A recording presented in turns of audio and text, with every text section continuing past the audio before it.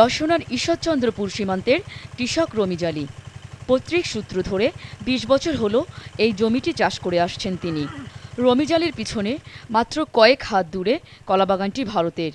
এমনকি রমিজ আলী যে জমিটি চাষ করছেন তার পাশের জায়গাটিও ভারতে পড়েছে। কখনো ক্লান্ত হয়ে অবচেতন মন চাইলেও জমির এই আলটিতে বসতে পারে না রমিজ আলী। খারাপ লাগে, তারা গরু আনতে গিয়েছে, তার কাছে তারা যদি গরু নিয়ে আসে হয়তো বিসব দেখলেই তো গুলি করবে, সেটা ঠিক আছে, ওইটা তো গুলি করবে, কিন্তু গুলি করে তো তার কাজের সাথে সাথে দেখে তখন গুলি করে মেরে ফেলে, তখন আবার বিজাতের কাছে মিটার মিটার ফাটায়। ভারত বাংলাদেশ সীমান্তে সংঘটিত বহু ঘটনার সাক্ষী বাংলাদেশি এই কৃষক রমিজ আলী। তোরা চালান কারবার যায় ফেন্সি যায়, তো বিজারে ওরে তার এনে তার কাছে কোলে চলে গিয়েছিল।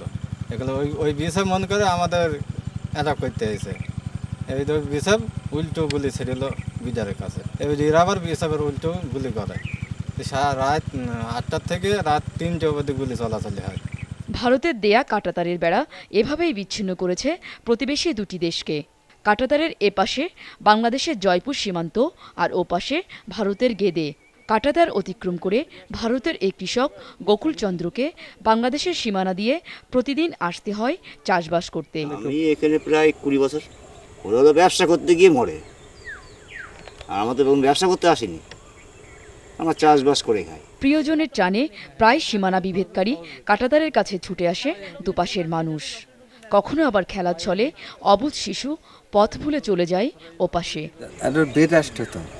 বাংলাদেশ আর ইন্ডিয়া সেই জায়গায় তো যা যায় না। মন চাইলেও এপাশ থেকে ওপাশে আসা যাওয়ার সুযোগ নেই এদের কারো। আত্মীয় স্বজন এদের সাথে দেখা করার জন্য বা কথা বলার জন্য এগুলো আমাদের তো মন চায়, কিন্তু আমরা যেতে পারি না। ভারতে আমাদের আত্মীয় আছে, এইখানেও আছে, আমরা ওইখানে যেতে পারি না কারণ অনেক টাকা ব্যয়বহুল, পাসপোর্ট এগুলো করতে পারি না, বাধা দেয় বিএসএফরা, এখানে বিডিআররাও বাধা দেয়।